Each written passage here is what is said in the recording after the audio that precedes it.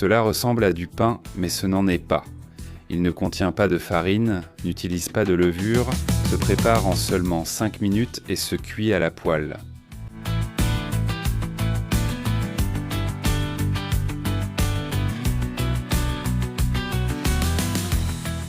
Et aujourd'hui à Saladolandia, nous allons essayer de faire le pain le plus facile du monde. Mais attention, il y a un piège. Est-ce qu'il sera vraiment bon ou ce sera comme ce pain habituel de ce genre qui a un goût de carton ?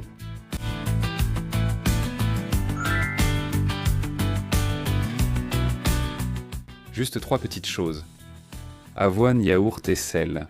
Et ce yaourt grec, je pourrais aussi le remplacer par un œuf. En plus, je recommande toujours d'ajouter un peu de levure chimique pour que ce soit un peu plus aéré, même si l'important, c'est de bien le faire pour que ça ne soit pas sec. Tu peux utiliser de la farine d'avoine ou comme moi, des flocons que certains appellent aussi hojuelas et les mixer. Les flocons typiques du petit déjeuner, oui. Tu les mixes très bien jusqu'à ce qu'ils deviennent de la poudre. Tu obtiens une sorte de farine d'avoine un peu grossière et avec un goût authentique. Maintenant qu'elle est sémoulue, nous avons le premier ingrédient prêt. Nous allons la mettre dans un grand récipient, car c'est ici que nous allons mélanger la pâte à pain. Bien sûr avec beaucoup de sel pour qu'elle ait cette petite touche de saveur en plus. De plus, nous allons ajouter un peu de levure chimique ou de poudre à lever. Ici, ils appellent ça baking powder. Et mélanger ces ingrédients secs pour qu'ils soient bien répartis. Comme je vous l'ai dit au début, cette levure chimique ou poudre à lever est facultative, mais je la recommande parce qu'elle améliore un peu la texture. Et en plus, un yaourt grec qui est plus riche en matières grasses. C'est pour cela que nous voulons un yaourt grec nature, sans arôme, sans édulcorant, rien du tout. Nous allons l'ajouter directement. Il y a des gens qui le font aussi au lieu d'utiliser la graisse que nous apporte ce yaourt, avec un œuf. Mais je pense que c'est meilleur avec le yaourt, ça apporte plus d'humidité. Et je pense que la texture finale est supérieure. Vous voyez, je ne me complique pas la vie. Je mélange simplement avec une spatule de pâtisserie pour pouvoir presser. Et que le mélange avec cette sorte de farine absorbe peu à peu l'humidité du yaourt. Nous allons mélanger doucement et calmement, parce que la texture va s'unifier petit à petit. Ce qu'il faut bien comprendre, c'est que cela va prendre quelques minutes, mais il faut le faire avec soin. Au final, on doit obtenir une texture homogène et un peu crémeuse.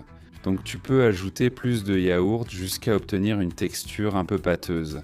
Mais si tu le fais, fais-le petit à petit, ajoute très peu. Parce qu'à chaque fois que tu ajoutes, la texture change déjà. Regarde, j'y suis presque.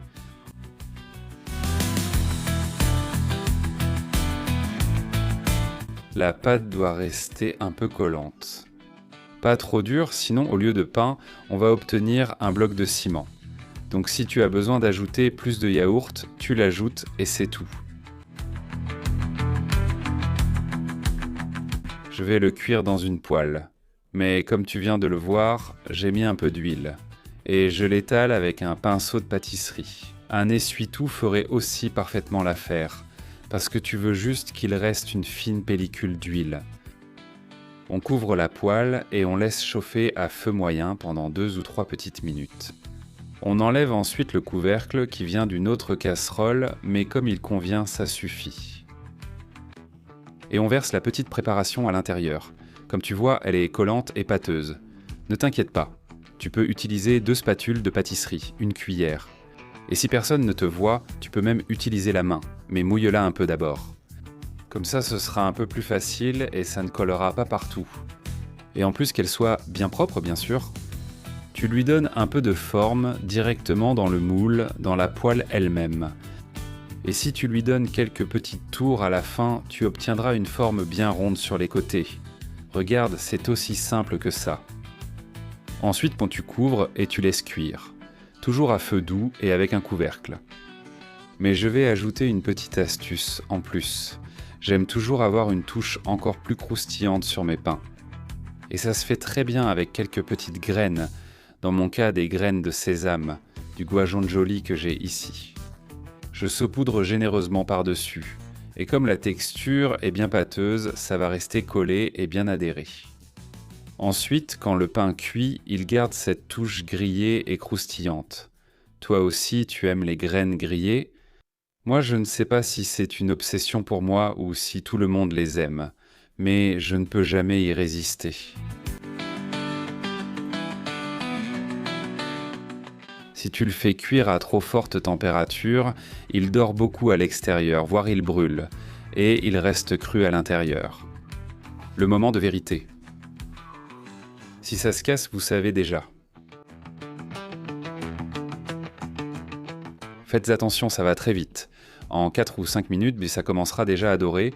Moi, j'aime bien laisser un côté un peu plus doré que l'autre. Donc d'abord, je le fais cuire 4 ou 5 minutes, puis je le retourne. Et encore 2 ou 3 minutes de l'autre côté. Vous voyez, ça se décolle parfaitement. Et si tu as un peu de dextérité, tu peux même le retourner directement dans la poêle, tu vois ? Bien doré d'un côté pour donner cette saveur.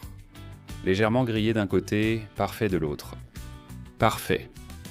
Un pain idéal pour le petit déjeuner ou le goûter. Tu vas être surpris car je suis sûr que tu vas le refaire plein de fois. Regarde bien l'intérieur. Tu verras qu'il est humide et moelleux, pas du tout sec. Parce qu'il n'est pas sec, tu vois, il est tendre. Et pendant que je le coupe avec un petit couteau à pain et que je te montre l'intérieur, tu sais déjà que pour moi c'est le plus important, je vais te poser une petite question. Tu t'attendais à ce qu'il cuise en à peine 5 ou 6 minutes ? Incroyable ! Et en plus il est déjà prêt à être dégusté. Boum ! Écoute, je vais être totalement honnête, franchement. Ce n'est pas du pain de boulangerie. Mais écoute, pour un sandwich, quelques morceaux à garnir ou un petit déjeuner, c'est plutôt bon. En fait, je cuisine un truc de folie.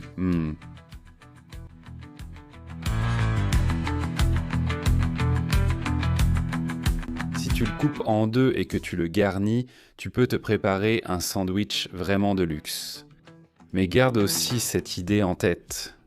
Ajoute quelque chose de sucré dessus et tu verras la différence.